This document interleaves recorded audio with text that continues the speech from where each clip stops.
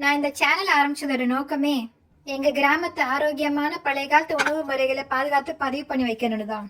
எங்க பாட்டி வீட்டுல பொரியரிசி களி, உளுந்து களி, ராகி களின்னு வகை வகையா களி செய்வாங்க. அதுல ஒண்ணுதான் நான் சின்ன வயசுல சாப்பிட்டு வளர்ந்த இந்த பாரம்பரியமான பொரியரிசி களி. செய்யறதுக்கு ஈஸியா இருந்தாலும் அவ்வளவு ருசியா இருக்கும் இந்த பொரியரிசி களி.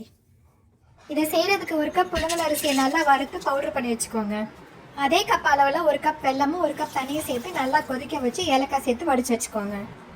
வெல்லம் கரைஞ்சா போதும், பாகு வைக்கணுங்கிற அவசியம் இல்லை.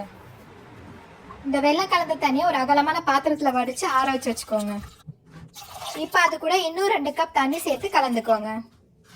அரைச்சு வச்சிருக்க அரிசி மாவை இது கூட கலந்து விட்டு கட்டி இல்லாம கரைச்சிக்கோங்க. இது கூட வாசத்துக்காக 2 டீஸ்பூன் சோம்புத்தூள், 1/4 டீஸ்பூன் உப்பும் சேர்த்து கலந்துக்கோங்க. 5 நிமிஷத்துக்கு அரிசி மாவு ஊற வச்சிங்கன்னா களி சீக்கிரம் வெந்துடும். பாத்திரத்தை அடுப்புல வச்சு லோ ஃப்ளேம்ல கைவிடாம கிளறிக்கிட்டே இருங்க. 5 நிமிஷத்துல மாவு நல்லா கலந்து கட்டியானதும் ஒரு மூடி போட்டு மூடி 5 நிமிஷம் மறுபடியும் வேக விடுங்க. இப்ப மூடியை திறந்து ஒரு ஸ்பூன் நெய் சேர்த்து கலந்து விட்டு மறுபடியும் மூடி விட்டு ஒரு 5 நிமிஷம் அப்படியே வச்சிருங்க. இப்படி செய்யறதுனால களியில உள்ள தண்ணி நல்லா வத்தி மாவு நல்லா வெந்து களி பதமா பக்குவமா ஆயிரும். வறுத்த மாவுனால களி சீக்கிரமே வெந்துடும். இந்த பதம் வந்ததும் அடுப்பு ஆஃப் பண்ணிருங்க. இப்ப இது கூட ஃப்ரெஷ்ஷான தேங்காய் பூ, விருப்பப்பட்டா நெய்யும் சேர்த்து சூடா சாப்பிட்டு பாருங்க.